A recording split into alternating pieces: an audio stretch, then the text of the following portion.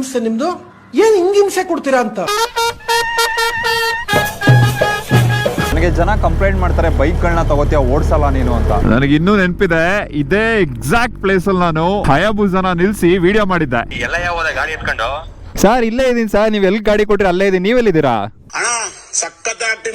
So actually ಒಂದು ದೊಡ್ಡ project start ಆಗಕ್ಕಿದೆ, ಜೈ ಶ್ರೀರಾಮ್ ಅಂತ ಹೇಳ್ಬಿಟ್ಟು ಇವತ್ತು ಸ್ಟಾರ್ಟ್ ಮಾಡ್ತಾ ಇದೀವಿ ನಾವು. ಈ ಗಾಡಿನಲ್ಲಿ ಲಿಫ್ಟ್ ಬೇರೆ ಆಗಿದೆ, ತಲೆ ಹಾಕಬಹುದು ಅಷ್ಟು ಲಿಫ್ಟ್ ಇದೆ. ಸೌತ್ ಇಂಡಿಯಾದಲ್ಲೇನೆ ಫಸ್ಟ್ ಸೆಟಪ್ ಇದು ಆಗ್ತಾ ಇರೋದು. ನೋಡಕ್ಕೆ ಒಂಥರ ಖುಷಿ ಆಗುತ್ತೆ ಗುರು. Super feeling, crazy feeling. ಮುಂಚೆ ಎಲ್ಲ ಜನ ಕಂಪ್ಲೇಂಟ್ ಮಾಡ್ತಾ ಇದ್ರು ಗಾಡಿಗಳನ್ನ ತಗೋತಿಯಾ ನೀನ್ ಓಡಿಸೋದಿಲ್ಲ ಅಂತ. ಅವಾಗ ಓಡ್ಸಕ್ ಟೈಮ್ ಇರ್ಲಿಲ್ಲ, ಗಾಡಿಗಳನ್ನ ತಗೊಂಡು ಮುಂದೆ ಓಡಿಸ್ಕೊಳ್ಳೋಣ ಅಂತ ಇಟ್ಕೋತಿದ್ದೆ. ಕೈಯಲ್ಲಿ ಕಾಸು ಬಂದ್ಮೇಲೆ ಅನ್ಸಿದೇನು ಅಂದ್ರೆ ಸುಮ್ನೆ ನಾರ್ಮಲ್ ಆಗಿ ಇಟ್ಕೊಂಡ್ರೆ ಏನ್ ಚೆನ್ನಾಗಿರುತ್ತೆ, ಸ್ವಲ್ಪ ಮಾಡಿಫಿಕೇಶನ್ ಮಾಡ್ಸೋಣ, ಒನ್ ಆಫ್ ಒನ್ ಮಾಡೋಣ ಅಂತ. ಇಲ್ಲಿ ಹೈಲೆಕ್ಸ್ ಸ್ಟಾಕ್ ಪಾರ್ಟ್ಸ್ ಗಳಿದೆ. ಇದು ಸ್ಟಾಕ್ ವೀಲು, ಇದು ಸ್ಟಾಕ್ ಟೈರ್, ಇದು ಸ್ಟಾಕ್ ಬಂಪರ್. ಸಾವನ್ನೆಲ್ಲ ಕಳಿಸಿ ಬಿಸಾಬಿಟ್ಟು ಹಿಂಗೋಗ್ಬಿಟ್ಟವಲ್ಲ ಡಬ್ಬ ನನ್ನ ಮಕ್ಕಳು. ಯಾವನಾರು ದೇಪ್ಕೊಂಡೋಗ್ಬಿಟ್ರೆ ಏನ್ ಗತಿ? ಇವಾಗ ಅದೆಲ್ಲ ಮಾಡ್ಸದ್ಮೇಲೆ ಟೈಮ್ ಇದ್ರೂ ಈ ಗಾಡಿನ ಓಡ್ಸಕ್ ಆಗೋದಿಲ್ಲ, ಆ ಮಟ್ಟಕ್ಕೆ ಇಲ್ಲೀಗಲ್ ಆಗಿದೆ. ಈ ಬೈಕ್ ನ ಬಿಲ್ಡ್ ಮಾಡೋ ಮುಂಚೆ ನನಗೂ ಐಡಿಯಾ ಇರಲಿಲ್ಲ ಇದು ಇಷ್ಟು ಎಕ್ಸ್ಟ್ರೀಮ್ ಆಗಿರುತ್ತೆ ಅಂತ. ಬೆನ್ನು ಕೆಳಗೆ ಕೊಲೆಸ್ಟ್ರಾಲ್ ಜಾಸ್ತಿ ಆದ್ರೆ ಮಾತ್ರ ಹಿಂಗಾಗದಿದು.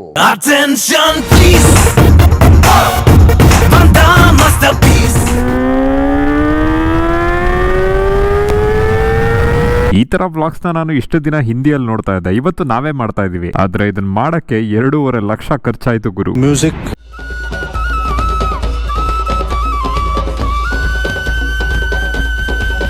ಒಂದು ತಲೆನೋವೇನು ಅಂದ್ರೆ ನೆಕ್ಸ್ಟ್ ನಾನು ಈ ಗಾಡಿನ ಎತ್ಕೊಂಡು ಬೆಂಗಳೂರಿಗೆ ಹೋಗ್ಬೇಕು. ಇಲ್ಲಿಂದ ಹೆಂಗೆ ತಗೊಂಡು ಹೋಗೋದು ಅನ್ನೋದನ್ನೇ ರೋದ್ನೆ. ಇಷ್ಟು ದಿವಸದಿಂದ ವೆಯ್ಟ್ ಮಾಡ್ತಾ ಇದೆ 4R ನ ಲೋಡ್ ಮಾಡಕ್ಕೆ ಯಾವ್ದಾದ್ರು ಒಂದು ಸೆಟಪ್ ಹಾಕ್ಬೇಕು ಅಂತ. ಮುಂಚೆ ನಾನು ಇದ್ರ ಮೇಲೆ KLX ಹಾಕೊಂಡು ಹೋಗ್ತಾ ಇದೆ. KLX ತುಂಬಾನೇ ವೆಯ್ಟ್ ಕಮ್ಮಿ ಇದೆ. ಅದೇ ತರ ಅದೊಂದು ಡರ್ಟ್ ಬೈಕ್ ಆಗಿರೋದ್ರಿಂದ ಬೀಳುತ್ತೆ ಅನ್ನೋಂತ ಭಯ ಇರೋದಿಲ್ಲ. ಆದ್ರೆ ನಾವು ನಾರ್ಮಲ್ ಸ್ಪೋರ್ಟ್ಸ್ ಬೈಕ್ ಗಳನ್ನ ಲೋಡ್ ಮಾಡ್ಬೇಕಾದ್ರೆ ಹೆವಿ ಕಷ್ಟ ಆಗುತ್ತೆ. ಎಲ್ಲಾ ಟೈಮಲ್ಲೂ 2-3 ಜನ ಕಾಯ್ಕೊಂಡ್ ಕುತ್ಕೊಳಕ್ ಆಗೋದಿಲ್ಲ. ಇಲ್ಲಿಂದ ಒಂದ್ಸಲ ಇದನ್ನ ಬೆಂಗಳೂರಿಗೆ ಎತ್ಕೊಂಡು ಹೋಗಕ್ಕೆ 10,000 to 12,000 ಖರ್ಚಾಗುತ್ತೆ. ಅದು ಅಲ್ಲದೆ ಒಂದ್ ಕಡೆ ಭಯ ಇರುತ್ತೆ, ಎಷ್ಟು ದುಡ್ಡು ಕೊಟ್ರು ಇವರು ಸೇಫ್ ಆಗಿ ಗಾಡಿಗಳನ್ನ ತಲುಪಿಸ್ತಾರ ಅಂತ. ಅದಕ್ಕೋಸ್ಕರನೇ ನಾವು ಸೂಪರ್ ಬ್ಲಡ್ ಅಂತ ಶುರು ಮಾಡಿದ್ವಿ. ಸೂಪರ್ ಬ್ಲಡ್, ಇಟ್ ಇಸ್ ಅಬೀಸ್ ಬ್ಲಡ್ ಸ್ವೆಟ್ ಎವ್ರಿಥಿಂಗ್.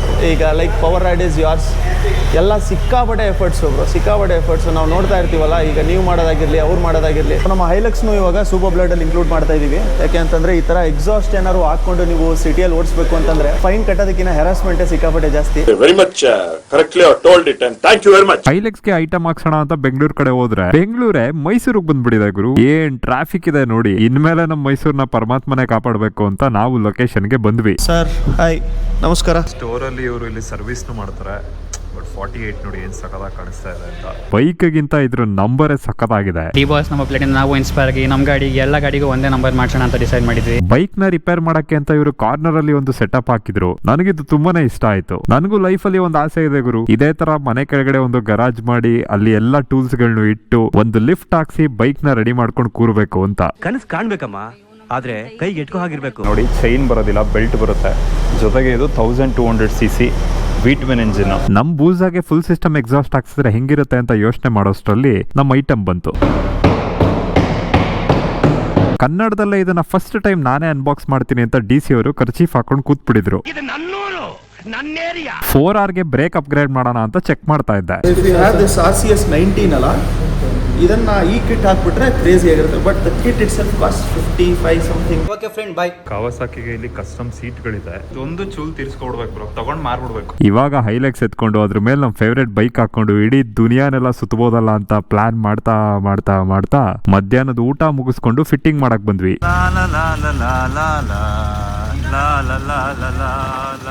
ತುಂಬಾ ಟಾರ್ಕಿನ ಇಲ್ಲ, ತುಂಬಾ ಲೋ ಪವರ್ ಅಂತಾನೂ ಇಲ್ಲ, ಪರ್ಫೆಕ್ಟ್ ಇದೆ. ಗ್ಯಾಪ್ ಅಲ್ಲಿ ಇವರು ಫಿಲಂ ರೇಂಜ್ ಗೆ ಅನ್ಬಾಕ್ಸ್ ಮಾಡಕ್ಕೆ ಪ್ಲಾನ್ ಮಾಡ್ಕೋತಾ ಇದಾರೆ. ಒಬ್ಬರೇ ಲೋಡ್ ಮಾಡಿ ಅನ್ಲೋಡ್ ಮಾಡೋ ಅಂತ ಸೆಟಪ್ ಇದು ಆಕ್ಚುಲಿ ಆಗ್ತಾ ಇರೋಂಥದ್ದು. ನಾವು ಒಂದು 2-3 ರಿಸರ್ಚ್ ಮಾಡಿಕೊಂಡು ಸುಮಾರು me and TK were in conversation for over 2 months. ಅದಕ್ಕೋಸ್ಕರ ಇದನ್ನ ಇವಾಗ ಅನ್ಬಾಕ್ಸಿಂಗ್ ಮಾಡ್ತಾ ಇರೋದು ನಾವು ಇವಾಗ ಮೋಟೋ ಕಿಂಗ್ ಬ್ಯಾಂಗ್ಳೂರಲ್ಲಿ. ಬರೀ ಇದನ್ನೇ ತೋರಿಸಿ ನನಗೆ ಬೋರ್ ಆಗ್ತಿದೆಯಲ್ಲ ಗುರು, ಜನಕ್ಕೆ ಬೋರ್ ಆಗಲ್ವಾ? ಅದ ಹೆಂಗ್ ಜನ ಕಾರ್ಗೆ ಇನ್ಶೂರೆನ್ಸ್ ಮಾಡಿಸೋದು, ಪೆಟ್ರೋಲ್ ಹಾಕ್ಸಿದ್ದು, ಡೀಸೆಲ್ ಹಾಕ್ಸಿದ್ದೆಲ್ಲ ಒಂದೊಂದು ವ್ಲಾಗ್ ಮಾಡ್ತಾರೆ ನನಗೆ ಅರ್ಥ ಆಗ್ತಿಲ್ಲ.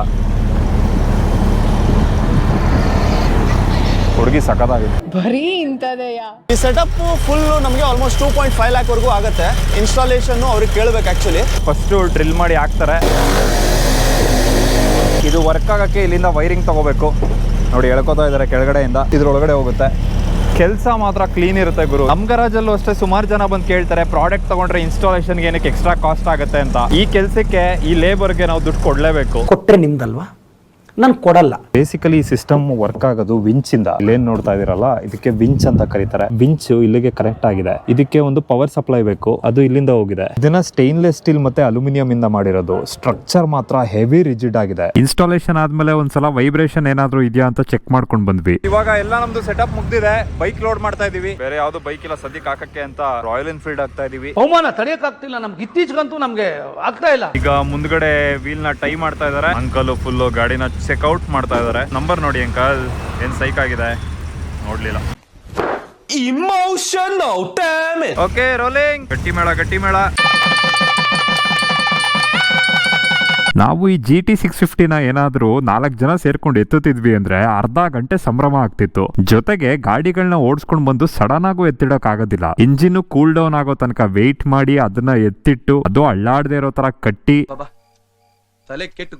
ಇದಿಷ್ಟು ಕೆಲಸನ ಈ ಸೆಟಪ್ 10 ನಿಮಿಷದಲ್ಲಿ ಮಾಡಿದ್ ಗುರು. This is of life is worth every penny we have spent ಅಂತ ಅನಿಸ್ತು. Even I can speak in English also. I will speak in Kannada. Why? Because ಜನಕ್ಕೆ ಅರ್ಥ ಆಗಲ್ಲ ಅಂತ ಅನ್ಬಿಟ್ಟು. ಈ ಗಾಡಿನ ಇವಾಗ ಮನೆ ಸುತ್ತಮುತ್ತ ಓಡಿಸ್ಕೋಬಹುದು, ಆದ್ರೆ ಮೇನ್ ರೋಡ್ಗಳಿಗೆ ಹೈವೇಗಳಿಗೆ ಎತ್ಕೊಡೋಕ್ ಆಗೋದಿಲ್ಲ. ನನಗೆ ಇದನ್ನ ರೋಡ್ ಮೇಲೆ ತಗೊಂಡು ಹೋಗ್ಬೇಕು, ಎಲ್ಲರೂ ಇದನ್ನ ನೋಡ್ಬೇಕು ಅಂತ ಆಸೆ ಇತ್ತು. ಎತ್ತಬೇಕು ನಿಧಾನಕ್ಕೆ ಅದನ್ನ ಇಲ್ಲಿ ಲಾಕ್ ಮಾಡಬೇಕು. ಹಿಂಗೆ ಲಾಕ್ ಮಾಡ್ದ. ಲಾಕ್ ಮಾಡಕ್ಕೆ ಅಂತ ಟೂಲ್ಗಳು ಇಟ್ಕೊಂಡಿರ್ತೇವೆ. ಈಗ ಇದನ್ನ ಲೂಸ್ ಮಾಡಬೇಕು. ಇದನ್ನ ಫಾಸ್ಟ್ನರ್ನ ಹಾಕಿ ಟೈರ್ನ ಕೂರಿಸಿರೋದು.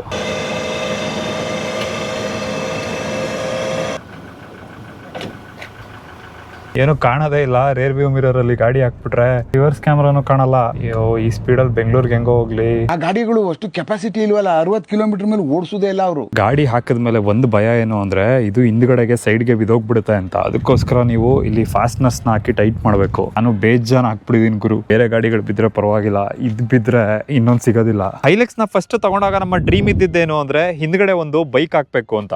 ಇವತ್ತು ಆ ಡ್ರೀಮ್ ಕಂಪ್ಲೀಟ್ ಆಗಿದೆ. ಈ ಕಾರ್ ನಾವು ಸಪರೇಟ್ ಆಗಿ ಬಿಲ್ಡ್ ಮಾಡಿದ್ವಿ, ಬೈಕ್ ನ ಸಪರೇಟ್ ಆಗಿ ಬಿಲ್ಡ್ ಮಾಡಿದ್ವಿ. ಎರಡು ಕೂಡ ಟಾಕ್ಸಿಕ್ ಟೀಮ್ ಅಲ್ಲೇ ಬಿಲ್ಡ್ ಆಗಿರೋದು. ಇಲ್ಲಿ ನೋಡಿ ಟಾಕ್ಸಿಕ್ ಅಂತ ಇದೆ, ಇದ್ರ ಮೇಲೂ ಟಾಕ್ಸಿಕ್ ಅಂತ ಇದೆ. ಇವತ್ತು ಈ ಬಿಲ್ಡ್ ಕಂಪ್ಲೀಟ್ ಆಗಿದೆ. So over all build cost ಎಷ್ಟು ಅಂತ ನೋಡೋದಾದ್ರೆ ಹೈಲೆಕ್ಸ್ ನ ತಗೊಂಡಿರೋದಕ್ಕೆ, ಇದ್ರ ನಂಬರ್ ಹಾಕ್ಸಿರೋದಕ್ಕೆ, ಇದರಲ್ಲಿ ಟ್ಯೂನ್ ಮಾಡಿರೋದಕ್ಕೆ, ಇದ್ರಲ್ಲಿ ಮಾಡಿರುವಂತ ಮಾಡಿಫಿಕೇಶನ್ಸ್ ಗೆ, ಇದ್ರಲ್ಲಿರುವಂತ ಸಸ್ಪೆನ್ಷನ್ ಗೆ 66 ಲಕ್ಷ ಆಗಿತ್ತು.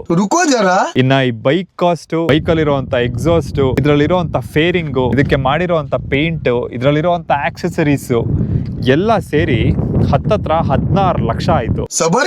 ಈ ಒಂದು ಎಕ್ವಿಪ್ಮೆಂಟ್ ಗೆ 2.5 ಲಕ್ಷ ಆಯ್ತು. ಎಕ್ಸ್ಟ್ರಾ 10,000 ಫಿಟ್ಟಿಂಗ್ ಚಾರ್ಜ್, ಸಣ್ಣ ಪುಟ್ಟ ಅದು ಇದು ಖರ್ಚು ಅಂತೆಲ್ಲ ಸೇರಿದ್ರು ಎಕ್ಸ್ಟ್ರಾ 50,000 ಅನ್ಕೊಳ್ಳಿ. ಟೋಟಲ್ ಅಮೌಂಟ್ ಬಂದು 85 ಲಕ್ಷ. ಬರೀ ಹೈಲೆಕ್ಸ್ 4R ಇಂದಾನೆ 85 ಲಕ್ಷ ಆಗಿದೆ ಅಂದ್ರೆ ಇನ್ನೊಂದು ಗರಾಜ್ ಅಲ್ಲಿ ಮಿಕ್ಕಿರೋ 6 ಕಾರ್ ಇದೆ, ಇನ್ನೊಂದು 19-20 ಗಾಡಿ ಇದೆ. ಇದನ್ನೆಲ್ಲ ಸೇರಿಸಿ ಏನಿಲ್ಲ ಅಂದ್ರೂ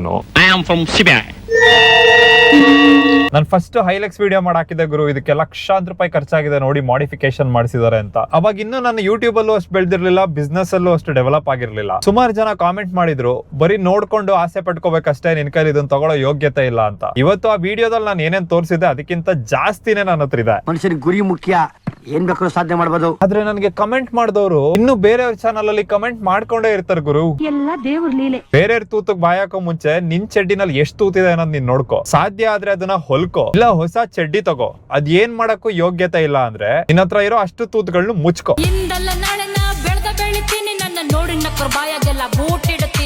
ಅವಾಗಿನ ಟೈಮಲ್ಲಿ ನಮ್ಮ ಮುತ್ತಾತ ಒಂದೇ ಇಂಜಿನ್ ಇಟ್ಕೊಂಡು 10 ಮಕ್ಕಳು ಮಾಡಿದ್ರಂತೆ. ಇವಾಗಿನ ಟೈಮಲ್ಲಿ ರಾಯಲ್ ಎನ್ಫೀಲ್ಡ್ ಅವರು ಒಂದೇ ಇಂಜಿನ್ ಇಟ್ಕೊಂಡು 10 ತರಾವರಿ ಬೈಕ್ ಗಳನ್ನ ಬಿಡ್ತಾವ್ರ ಗುರು.